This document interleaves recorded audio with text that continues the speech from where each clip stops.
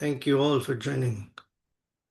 Om Jnana-timirandhasya Jnananjana-shalakaya Chakshurunmilitam Yena Tasmai Shri Gurave Namaha Shri Chaitanya Manobhishtam Sthapitam Yena Bhutale Swayam Rupaha Kada Mahyam Tadati Swapadantikam Vandeham Shri Guru Shri Yuta Padakamalam Shri Gurun Vaishnavamscha Shri Rupam Sagrajatam Sahagana Raghunathanvitam Tam Sajivam Sadvaitam Savadutam Parijana Sahitam Krishna Chaitanya Devam Shri Radha Krishna Padan Sahagana Lalita Shri Vishakhanvitamscha Vancha Kalpatarubhyascha Kripa Sindhubhya eva cha Patitanam Pavanebhyo Vaishnavebhyo Namo Namaha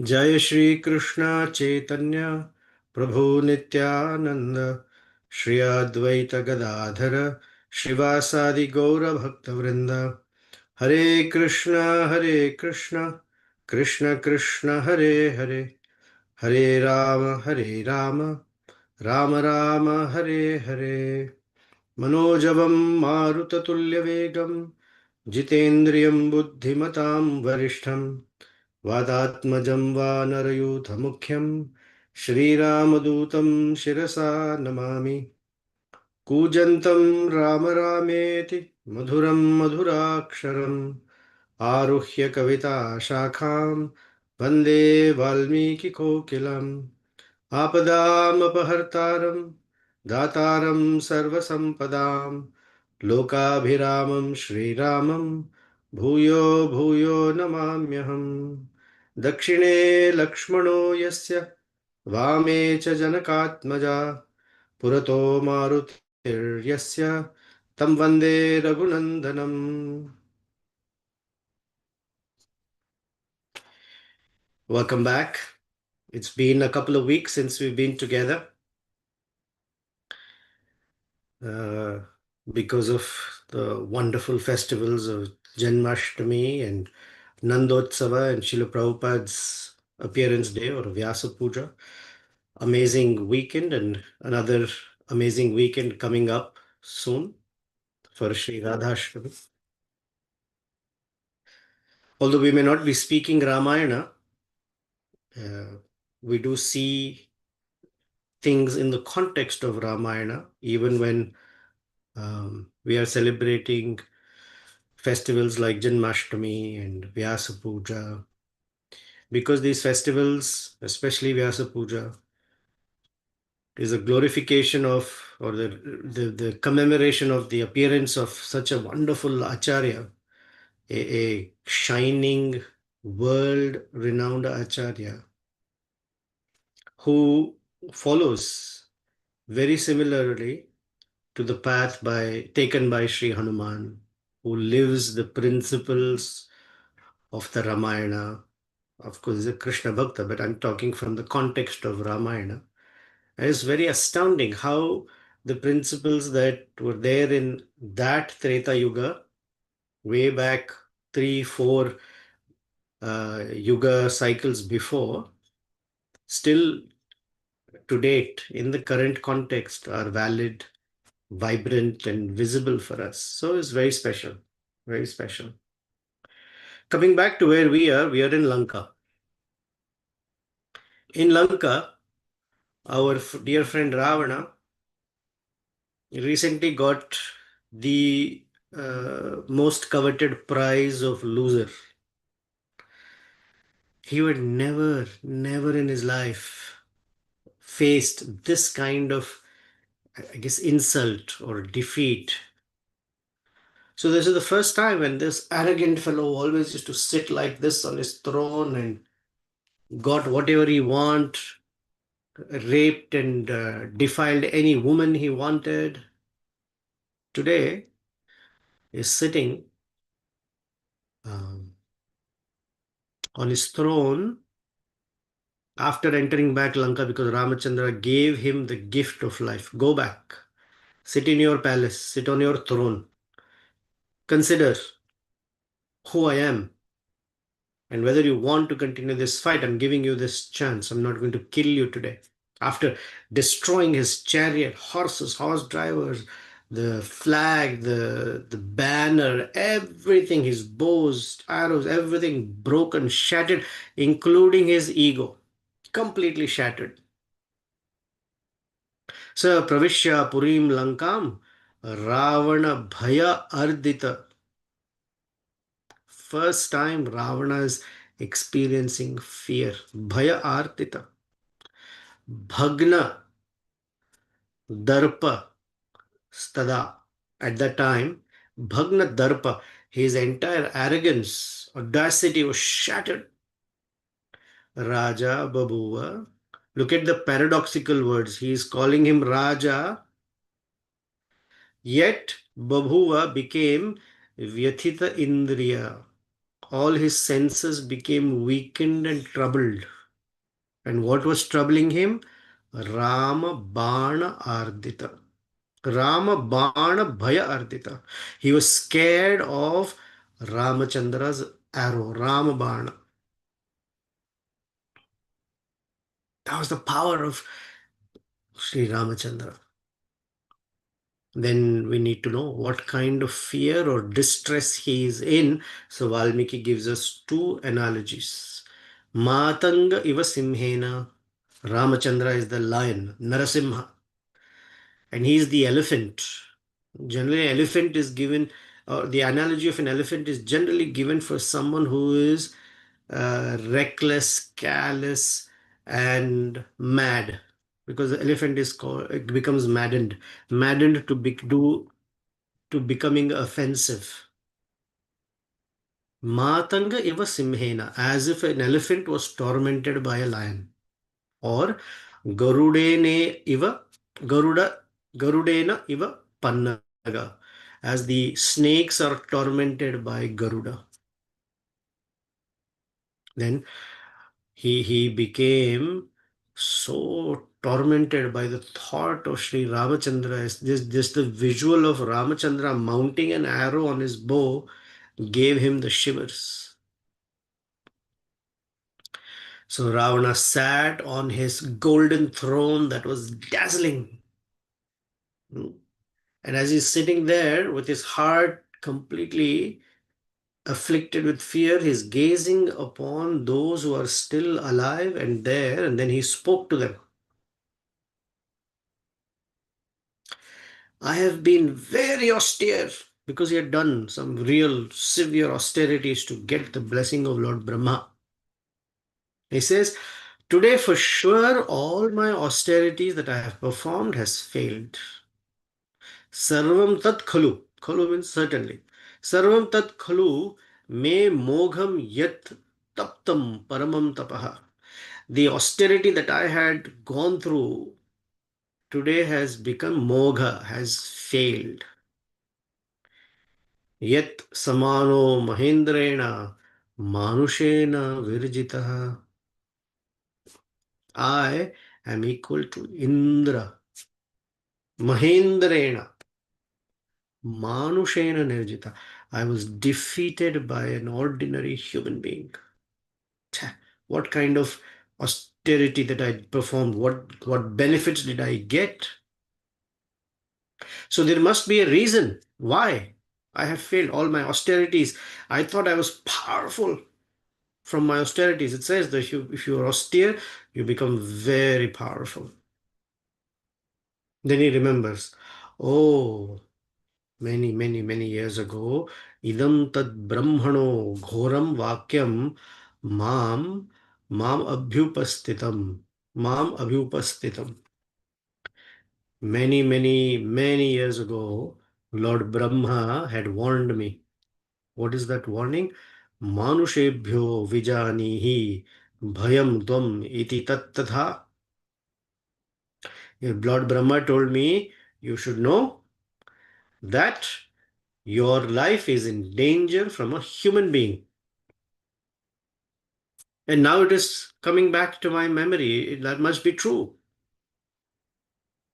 Although I have no fear from anybody else in the universe. Deva, Danava, Gandharva, Yaksha, Rakshasa, Pannaga, Avadhyatvam, I will not be killed. No.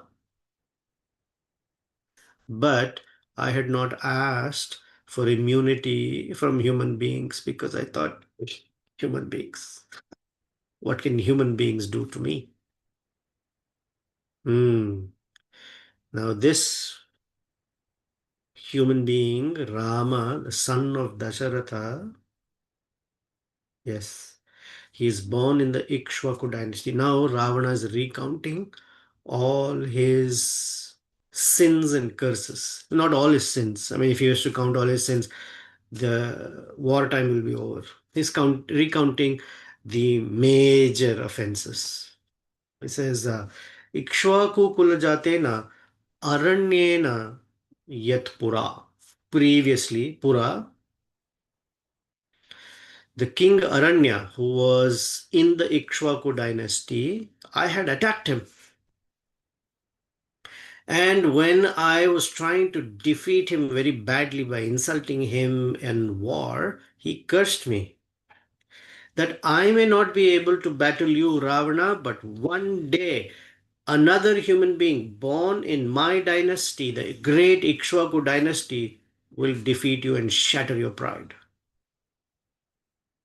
I think this Rama, the son of Dasharatha, is that descendant in the Ikshvaku dynasty. Well, much later,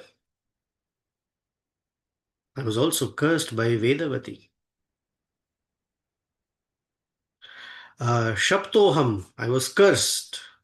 Vedavatya cha yatha cha gharshita pura. Now, I also remember that I was further cursed by Vedavati. Now, the story of Vedavati, the details are in Uttarakanda. So, Valmiki is just giving us what Ravana is thinking. And one may wonder, who's Vedavati? What's the story of Vedavati? So, by Sri Ramachandra's grace, if and when we come to Uttarakanda, we will look through the details, but I'm sure all of us already know the story of Vedavati, a young damsel, a young woman who did not want to marry, and she decided, if I marry, I will only marry Vishnu.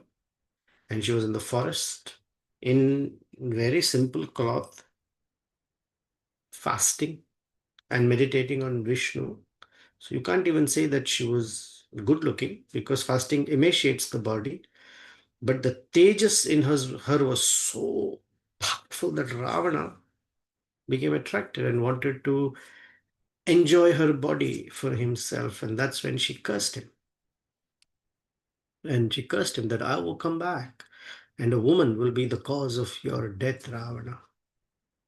And he says, oh, that Vedavati must be born again as the daughter of Janaka, Janaki, the Sita. Sa iyam Sita Mahabhaga Jata Janakanandini. So that's another curse. Maybe Sita is born again. Or Sita is Vedavati who's born again. Yep, sorry. What else did I do? When I was lifting Kailash mountain with my powerful arms and the mountain shook. And everybody on Kailasha was disturbed and rattled, and Parvati, who likes everything peaceful, saw me as an upstart, disturbing the serenity of Kailasha, so she cursed me.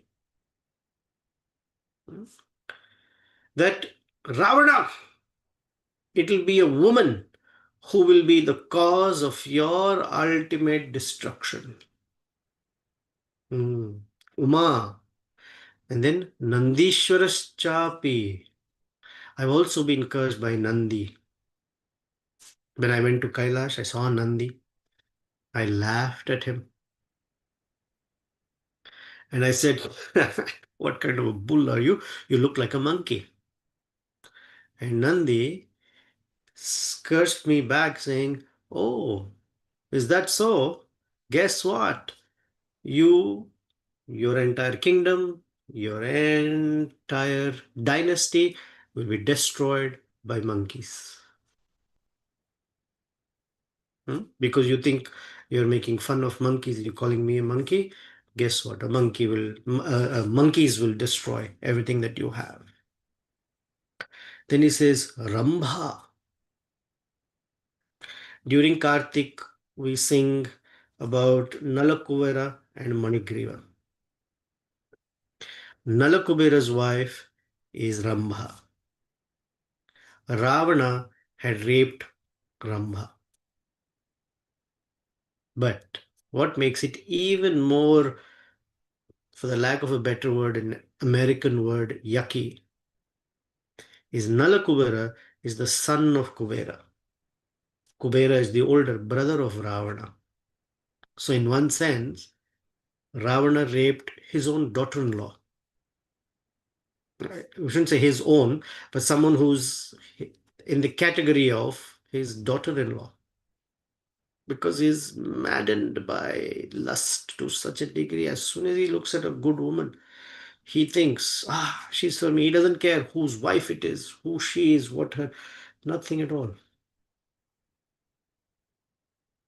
Hmm? So, Rambha. And then he says, Varuna Kanya. Rambha Varuna Kanya. She is the daughter of Varuna, who got married to Nalakubera. Now, what to do? Then he says, Lord Brahma also cursed me when Punjikasthala, that's another damsel, heavenly damsel, that was defiled by me. So Lord Brahma intervened and said, stay away from women.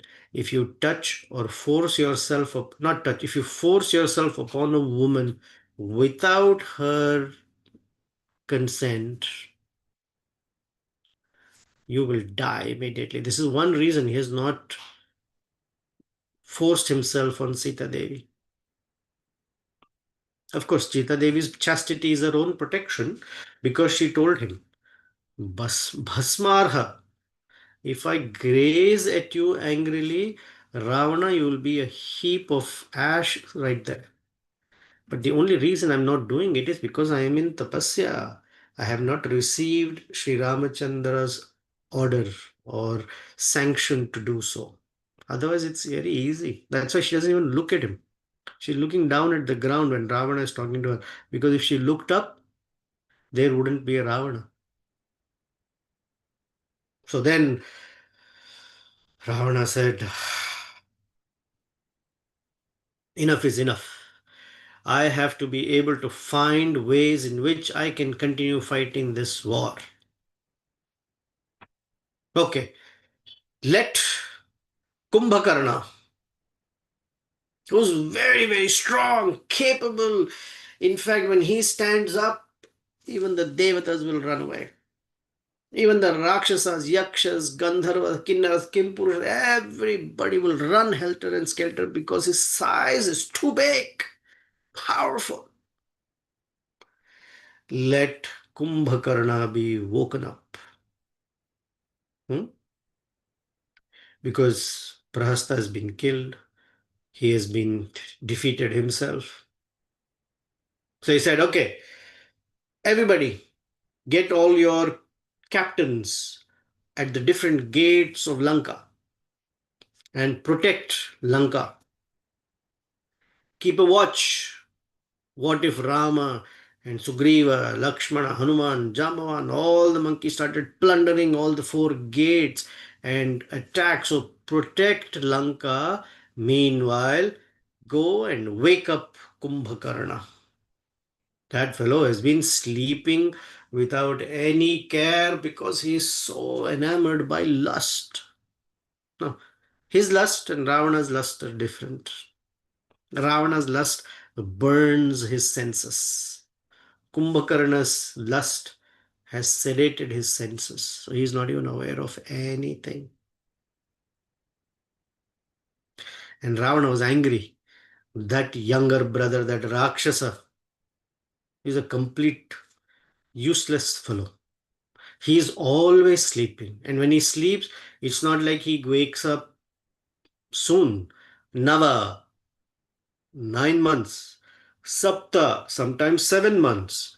Dasha, sometimes 10 months. Ashtaucha, sometimes 8 months on a stretch. Cha, masan swapiti rakshasaha. Mantram krutva, prosuptoyam iti. Astu, navamehani. Now, in this case, 9 months ago, I spoke to him. He went and fell asleep. It's been 9 months. Wake him up. Tam tu te bodhayat kshipram kumbhakarna mahabalam. Bodhayata, wake him up, make him become aware. He is so unaware. I need him to fight this war. Kshiprameva, because once he gets up, he doesn't have to fight. Even if he walks on the battlefield, hundreds and thousands of vanaras will get crushed under his feet. Wake him up. Now, what to speak of when he starts actually grabbing the monkeys and crushing them? He just by walking is finishing and then he'll be eating them. Wake him up speedily, quickly. This useless brother of mine, he's always interested in eating, sense gratification. Sounds like a parent talking about a teenager boy, no? Oh, like, I don't know when they sleep. I don't know when they. I've heard so many stories. I don't know when they wake up. Sometimes in the afternoon, sometimes never. When they wake up, no showering, they will only eat. एष केतुः परं संख्ये मुख्यो वै सर्वरक्षसां कुंभकर्णः सदा शेते मूढ़ो ग्राम्य सुखे रतः. Moodha is a full number one. And what is his interesting? Sada shete, always sleeping. Gramya sukha, Gramya sukhe ratah. And he is just addicted to worldly pleasures. And look who's talking.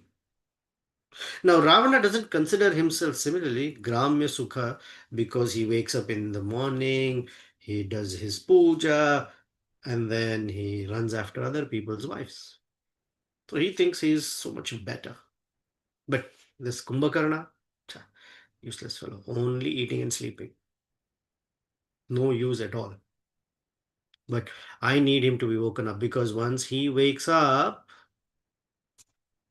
anybody standing in front of Kumbhakarna, actually Kumbhakarna won't even be able to see them because he's too big. Everyone will look little tiny in front of him. And then he will fight Rama's army.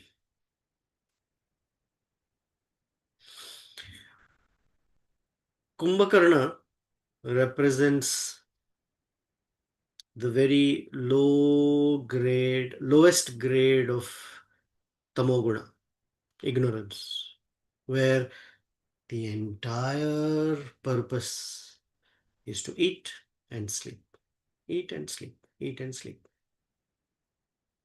For persons like that, if the instruction is given to cultivate the quality of sattva guna, goodness, it was impossible.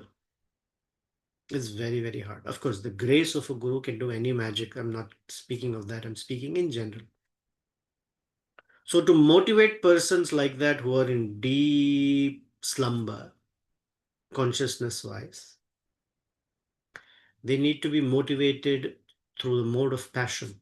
That's what Ravana's passion and ignorance combined. The passion at least says you're not doing anything good for yourself. At least do something good for yourself. Earn money, get a good job, become competitive. Something is an advice that will help because it brings them out of sleep. If you ask them to be sattva guna, charitable, clean, friendly, and free of envy, they will look at you like, what is he talking about? So at least you to motivate them with passion. Do something for yourself. Win this. Get that. You're so good at it. The opposite of all of these is Arjuna, because we hear the word Gudakesha. Gudaka Isha. Kumbhakarna is Guda Kadasa. Okay. After hearing this speech that, oh, Kumbhakarna will get up and fight, and all the Ramachandra's army will be completely perished because Kumbhakarna can even defeat Indra if required. So naturally, the Raja, the king, has given them the orders. So the Rakshasas very quickly tried to figure out a way to wake up Kumbhakarna, but they were fully perplexed. How to wake up Kumbhakarna? It's not some guy, if the alarm rings, he will wake up, or he will snooze it but wake up eventually. He doesn't even hear it. What only alarm? He won't be able to hear anything. Jagmuhu Paramasambhranta. Oh, they were completely Bhranta means bewildered. That's the favorite ISKCON word. Oh, Prabhu, why are you bewildered? Paramasambhranta. Completely bewildered. Kumbhakarna Niveshanam. How are they going to enter Kumbhakarna's house, and how are they going to wake him up? Okay, so they made some plans. Okay, let's do one thing. Let's take excellent perfumes from Dubai or Middle East, garlands with very fragrant flower, and lot of food because this fellow likes to eat. Hmm? So these own Rakshasas who delight in eating meat and blood gathered perfumes, garlands that are very fragrant, and a whole bunch of meat soaking in blood up to Kumbhakarna where he was sleeping. Te Ravana Samadishta, Sama Adishta, instructed, thoroughly instructed by Ravana. Mamsa Shonita Bhojanaha. These are the guys who eat mamsa, meat, and Shonita, blood, who drink blood. Gandham, Malyam. Gandham is sandalwood or fragrances. Malyam, varieties of garlands. Mahad Bhakshayam, varieties of and great quantities. Adaya, they brought Sahasa quickly, Yayuhu, and went to Kumbhakarna's palace. Now, what was Kumbhakarna doing? No, he was sleeping. He was pleasantly sleeping. But they entered Kumbhakarna's palace. Now, Kumbhakarna's palace, or rooms, if you will, was bunker under the ground. And the gates were massive because Kumbhakarna has to fit in it.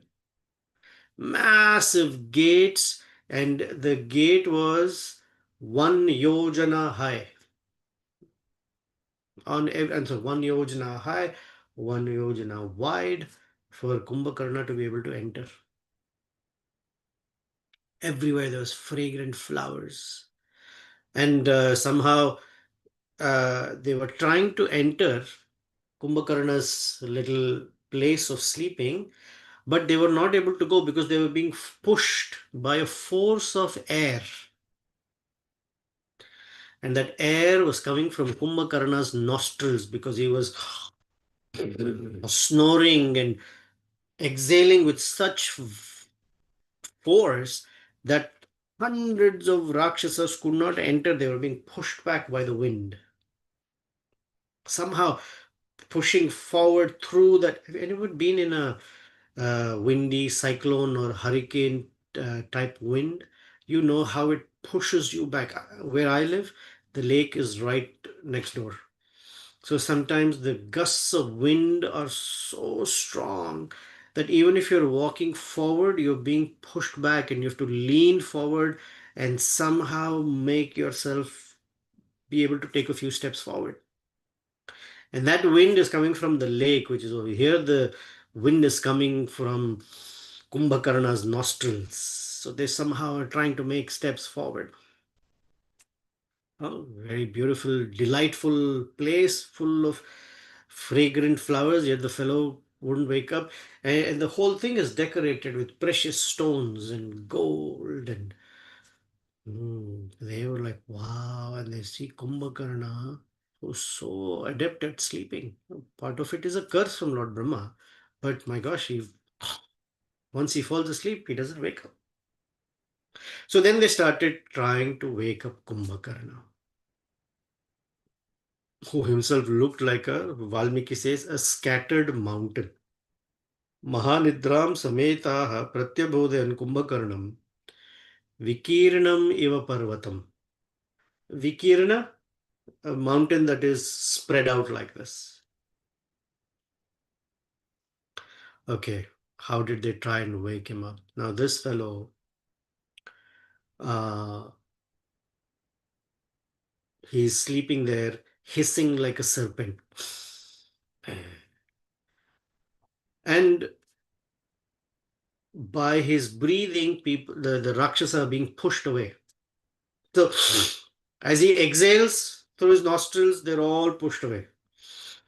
When he inhales, they're all running towards him to get as close to him. And then when he exhales, they're pushed back again. And his nostrils are big. I mean, I'm saying big, but imagine big nostrils. And his mouth was as enormous as Patala Loka. That is Valmiki says. Patala region.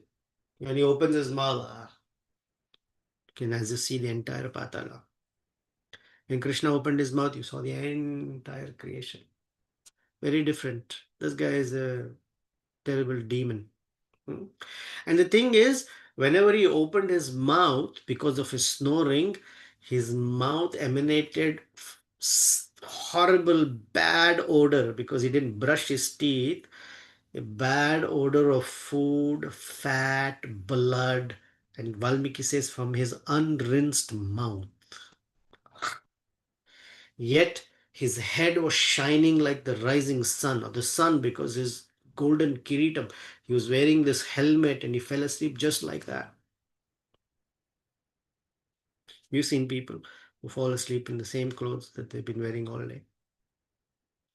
And his body had bristling hair. It was like very rough brush. And his limbs were stretched out on his bed, hands and legs just stretched out on his bed. Yet he was wearing gold armlets, ankle bells or anklets, and angadas, and still fully dressed, had fallen asleep. You remember previously he had talked to Ravana, given him some instructions, and said, "Oh, you should have asked my advice before. Now, what's the point of asking me? But still, I will fight for you because you're my brother." And then went to fall asleep. So it's been 9 months. So somehow these Rakshasas brought a giant heap of animals for him to eat. And the heap, the way they've kept in front of Kumbhakarna, where he's lying down, Valmiki says, each heap looked like Mount Meru.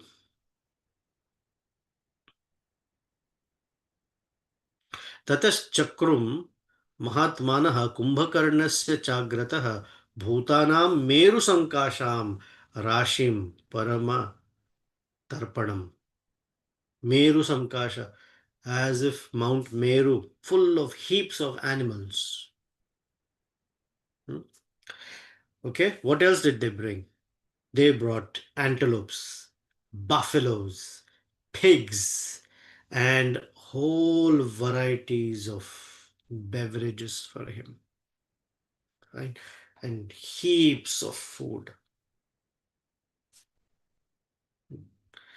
Then they brought massive. I'm showing like this because for me this is massive. For imagine for Kumbhakarna, what must be massive? Massive buckets and containers of blood and meat of every kind. Because there's no shortage in Ravana's palace. So it must be birds, it must be animals, it must be reptiles, it must be all sorts of delicacies that came from his kitchen. And they started, uh, what's it called, anointing his body with sandalwood paste. No, it's not, for festivals we grind chandan to put to apply to the body of the deity. Imagine how much chandan they had to grind to put it on this fellow's body. So, hoping that That cold chandan, the fragrance will wake him up. But guess what? Nothing. Then they put on him garlands. They put on him perfumes all near his nostrils. Imagine how they went, try to put some perfume near his nostrils. They burned incense all around the place with smoke and all the fragrance, hoping when he inhales so strongly, he will come to his senses. And they were making so much noise like a rumbling of thunderclouds, but the fellow did not wake up. Instead, he was still sleeping. Then they took mighty conches and they were blowing into those conches loudly. Just recently for Janmashtami, I was on the altar and I had to blow a conch. So you have to fill your lungs and blow into the conch, and your cheeks will also be full of air because you have to push the air through the conch. So Valmiki says their cheeks became filled with air. The conches were shining brightly like the sun, and they all synchronized their conch blowing and raised such a clamor because they were all angry. This fellow is not waking up. We're trying. They roared. They clapped their arms loudly, pushed the limbs of Kumbhakarna. Guy did not even wake up. It didn't even shake him or disturb him in the least bit. Then they brought kettle drums. Boom, boom, boom. In all 10 directions. They were loudly bang. In fact, Valmiki said they were banging the drums so loudly that in the 10 directions, the sound was so strong. And I'll give you an example. Sound was so strong that they tormented the birds flying in the sky. Happens in Chicago, happens here as well. One weekend in the year, they have an air show. So you have these F-16s, F-14s, and other Blue Angel planes flying very close, not high, they're flying. And the sound is so loud when these fighter planes fly across, your ears hurt. And one after the other, one after the other, they're flying. But these banging of drums was so strong that the birds that were in the sky flying high from that sound, it was so treacherous that they fainted and fell to the ground. Shrutva vihangaha, the birds hearing that, sahasa nipetuhu, so immediately nipetuhu fell to the ground. Even then, Kumbhakarna, the birds were being killed, falling unconscious, falling to the ground from the sky, but this Prabhu, this fellow, did not wake up. They went to the next level of torture and torment. They brought big hammers. We call them sledgehammer, but something even bigger. Imagine Kumbhakarna sized sledgehammers. They are called bhushundis. And they brought mallets and maces, gada, and they started hitting Kumbhakarna with the gadas and hammers and mallets. But Kumbhakarna comfortably lying on the ground, sleeping. Then they brought mountain peaks. They brought rocks for different things with their fists. They started pounding Kumbhakarna's chest. Imagine someone hitting your chest and you're sleeping. Nothing. In fact, while they're banging his chest, they are sitting right there where his mouth and nostrils are. Like, so every time he would open his mouth, the smell would be like, oh, we're going to die. And every time he would exhale, or they would be thrown away. So it's whatever, but they have to carry out Ravana's order to wake him up. Okay. Then they tied their cloths, dressed up even more tightly, went back and started beating drums in his ears, pulled his ears, pierced him, punched him, kicked him.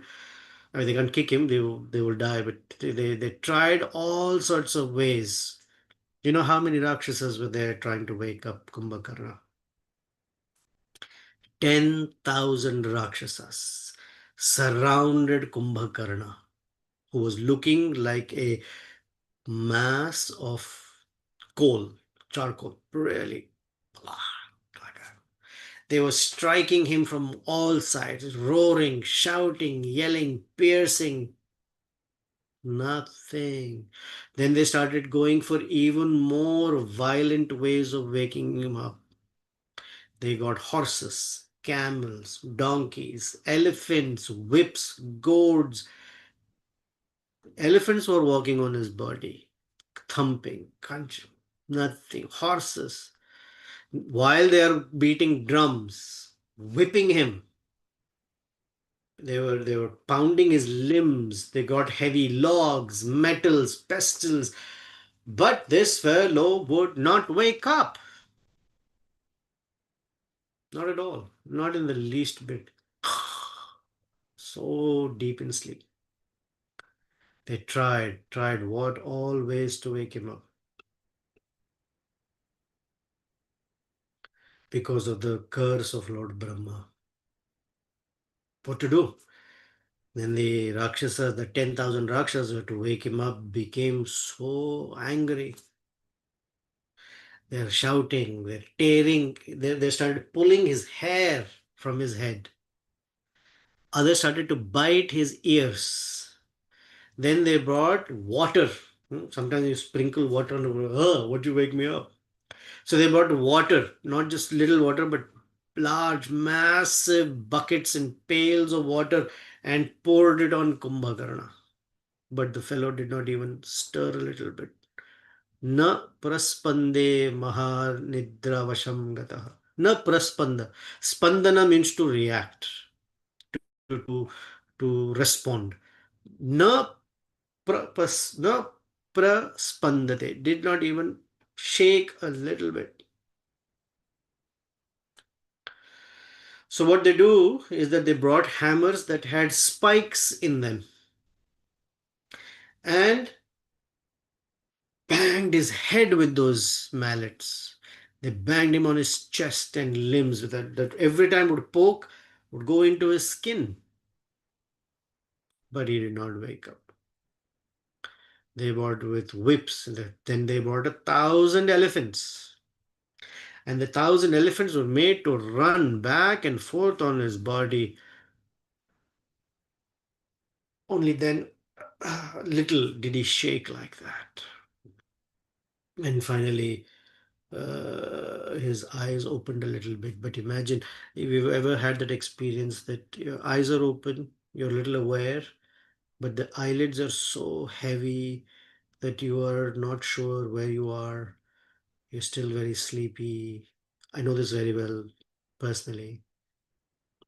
But as soon as you woke up, the first thing was hungry because his sleep had gotten interrupted. So he was feeling the heavy blows of the mountain tops and all of that, and yes,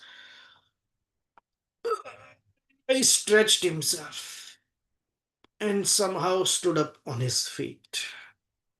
And still, he's in this comatose stage, still drowsy, not comatose, drowsy, and he's stretching out his arms that looked like the coils of a cobra, and his body looked like a massive mountain. Opened his mouth and yawning. And when he yawned, imagine the full stench that was there. Kumbhakarna, whose mouth resembled Patala, and he was repeatedly yawning. And when he woke up, as he's breathing from his mouth and yawning, it was like a wind blowing from a mountain. So Kumbhakarna, when he stood up, he looked like time and when destruction is about to happen. His big eyes looked like blazing fire. And when he was looking, his vision was like a dazzle of lightning, and as if his two eyes resembled two luminaries, planets in the sky. And so all the Rakshasas pointed towards all the varieties of foods, animals, meat, blood, other intoxicating beverages made of boars and buffaloes. Feeling hungry, Kumbhakarna, he didn't even talk to anybody. Why he was, he just woke up and started eating.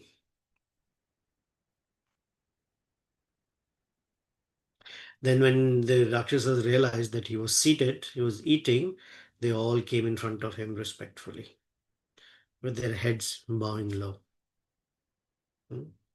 So he's looking at all of them, casting his eyes on all of them, half closed, sleepy, his vision still clouded. He looked at all of them and he asked them, Kimartham Mahamad Adrutya. What is the reason? Bhavatbihi Pratiboditaha Kimartham Aham Adrutya Bhavadbihi Pratiboditaha. It's so much effort. Why have you woken me up? Kachit sukushalam ragyo bhayam va neha kinchana. Is the is the king all right? Is Ravana under any danger? Is there any danger to Lanka that you wanted me to come take care of? That's why you've woken me up. Whatever it is, I will uproot whatever fear Ravana has. And I will break down Mahendra mountain if required. In fact, I will even freeze fire if necessary. You cannot freeze fire. Fire is the opposite of cold. But that's what he says. Dharayishye Mahindram va Shitayishye tatha analam. Tatha analam shitayishye. I will freeze fire. I'll make fire very cold as if nothing will happen. Okay, of course, Ravana will not wake me up or have me woken up without a good reason. So tell me, what is the reason? So among all the Rakshasas, there was one fellow called Yupaksha.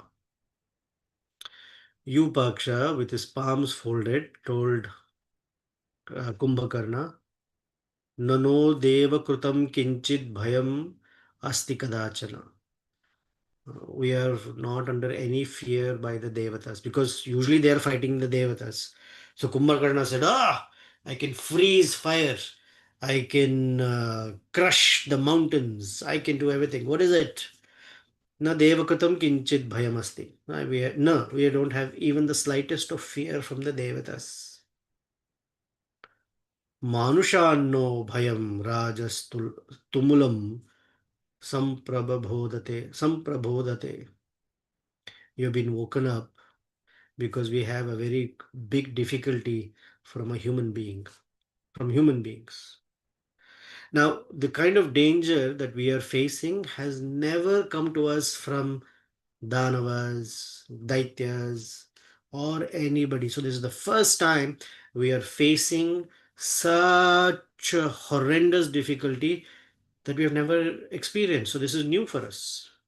The entire city of Lanka has been besieged by monkeys, and each monkey is at the size of a mountain.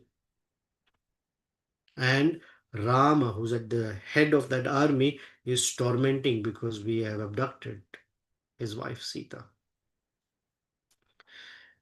Previously, Ravana, when Kumbhakarna, when you were fast asleep, Hanuman had burnt the entire Lanka, and Aksha Kumara, the son of Ravana, was also killed by one monkey. Now this is full of monkeys everywhere, each resembling mountain. Imagine one monkey caused so much damage. In fact, Ravana, who's the descendant of Pulastya Muni, went to fight, and Ramachandra sent him back. Go back. Our king has never faced anything like this. Yanna Devaihi.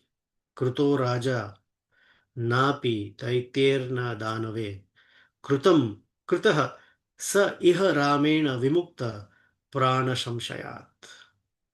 Hmm? Ravana's life, or actually death, was this close to his life. This close.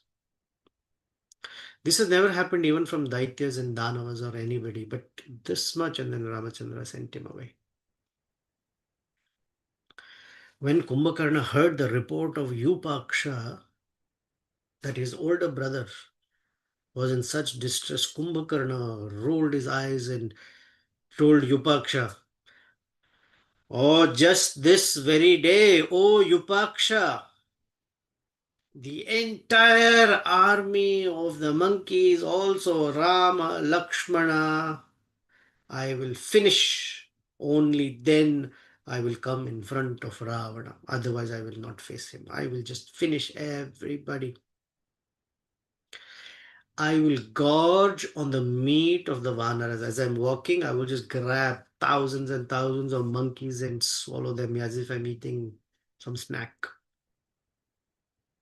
I will finish them all. I will drink the blood of Rama and Lakshmana myself." When Kumbhakarna is speaking like that, Mahodara,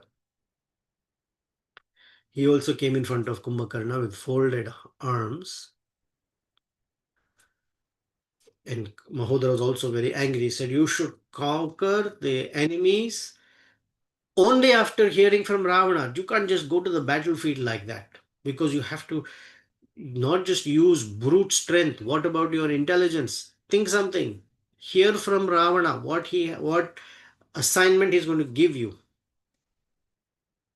So okay. And then he said, "I will go to Ravana." Now that Kumbhakarna is awake, he very quickly went to palace of Ravana. Came to Ravana, who was sitting on a massive throne. Kumbhakarna folded his palms and said, "Kumbhakarna, your younger brother is fully awake. What should he do? Tell us. Should he straight go into the battlefield, or uh, oh, sorry, not Kumbhakarna. The Rakshasas came to say, Kumbhakarna is here. What would you like him to do? Would you want him to go straight to the battlefield, or do you want to see him here?" Or Ravana said, "Finally, my Kumbhakarna brother, my final weapon. He is awake. Call him here. And whatever demands he has, you should honor him properly." "Oh, yes, yes, tathastu, tathastu." And they all went back and brought Kumbhakarna there. And they told Kumbhakarna, "The king is ready to see you, so please come. He is very excited to see you." So Kumbhakarna said, "All right." Got up from his bed. He says, leapt up from his bed, washed his face, feeling delighted, took a nice bath, ordered some wonderful beverages, took an assessment of how strong he is, which means he stood in front of the mirror, saw whether all his muscles are in tight, flexed a little bit, and then went to Ravana's palace because he was thirsty. So the Rakshasas were running here and there, because under Ravana's order, he was to be brought the best of wine and dishes. So they gathered it quickly, and they got together 2,000 whatever containers of wine for Kumbhakarna, who drank it and became all excited and ready. Kumbhakarna was very angry, full of rage as to how is it possible that someone can harass Ravana. "I am ready to go to the battlefield." And as he was walking, the entire earth was thumping and shivering under his feet. Kumbhakarna looked like the sun with thousand rays of light shining from his body. The entire Rakshasa clan was standing with their palms folded, waiting for him to arrive into. Now, as he's walking towards Ravana's room or Ravana's palace, The monkeys saw Kumbhakarna walking on the main road. Kumbhakarna is not even coming to fight with them. They just saw Kumbhakarna. The monkeys got so alarmed. Some monkeys ran to Sri Ramachandra because he will offer them shelter. Some monkeys just fell down unconscious. Some just assumed how much pain that fellow is going to inflict and fell on the ground. Some were so panicked that they could not even think of Ramachandra, nothing. They just ran in different directions. And some were so afraid that they just lay down on the ground thinking, oh my God, I'm not going to be able to fight this thing. The monkeys were all running here and there, just looking at Kumbhakarna, looking like a mountain with his kirita, his helmet shining. He was so formidable and scary that the monkey army was in a complete frenzy of fear. That's where we're going to stop this chapter. It's ending here. Chapter number 60. We will wait and see. Vibhishana will describe who Kumbhakarna is to Sri Ramachandra, because Ramachandra is saying, oh, my entire army is in a disarray. Okay, let's see if there are any thoughts, questions, comments, reflections. You like the wonderful details Valmiki gives us? Hare Krishna, Prabhu. Please accept my Hare humble Krishna. Joy Prabhu. obeisances. All glories to Srila Prabhupada. Jai. While you were narrating, it was so good to. What I felt was like, as if an adult, one who is so good in narrating a story, the children will be like, opening the mouth to hear the stories, right? The way how the narrator is describing. I was feeling the same today. Like, you were like touching each and everything, the complete description of Kumbhakarna. I still remember the Ramanand Sagar Ramayana, seeing that it was coming into my picture, how Kumbhakarna was lying and everybody like banging, poking him. He won't wake up, and finally bring the food stuff, he'll wake up. So somehow, while you were narrating so well, thank you so much. No, thank you. Uh, I'm just reading the verses. That's exactly how he has painted the picture for us. but still, you're describing so well. Thank you. Thank you. And initially, you said Lord Brahma was telling Kumbhakarna, no, Ravana, that you'll be killed by a human being. For Ravana, he's a Rakshasa. He might not know that he's a Supreme Lord. Why Lord Brahma, even he doesn't know, or just for the Rakshasa sake, he said, like, you'll be killed by a human being? Because Ravana asked for immunity from everyone else. But Brahma is his great grandfather.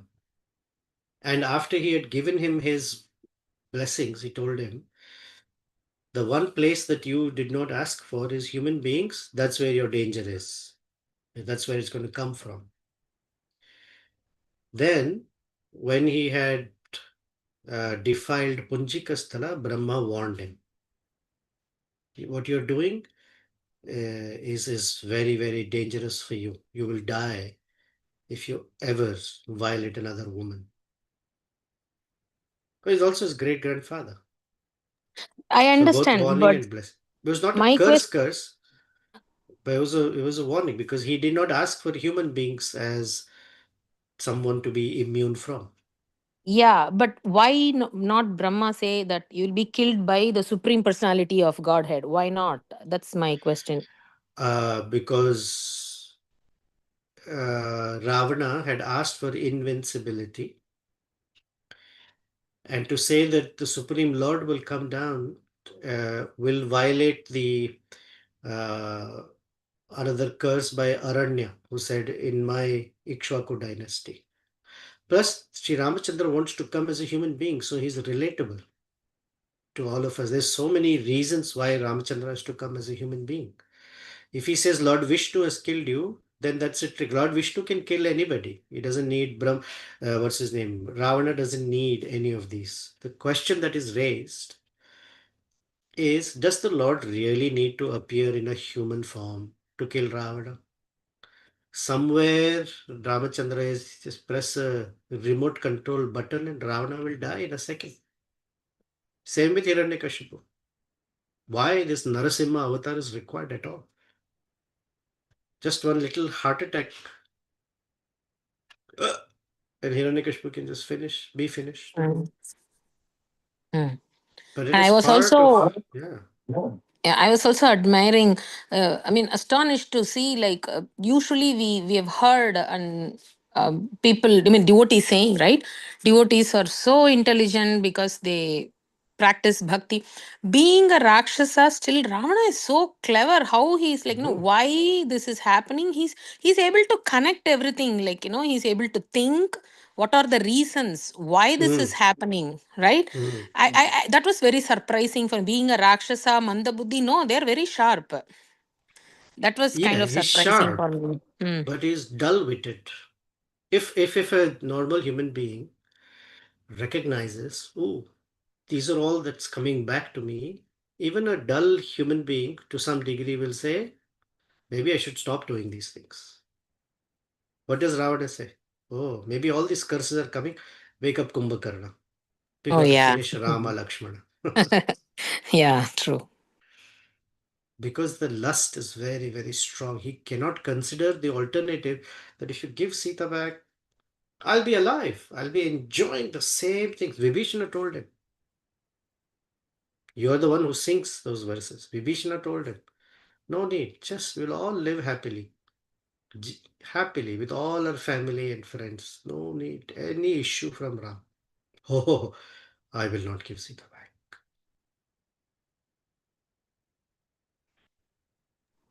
See, Yeah. intelligence works in certain ways because of the mind, how the desires are. His desire is to have Sita. So his intelligence is telling him, these are all the curses coming up. Yet I will not force myself on Sita, but I will kill Ramachandra. So I will make the circumstances in such a way that will manipulate Sita to accept me. That's how his intelligence is working. Vinashakale viparita Viparita buddhi. Buddhi. Viparita Buddhi. That is how it is. Oh, thank you, Prabhu. You're welcome. Anyone else?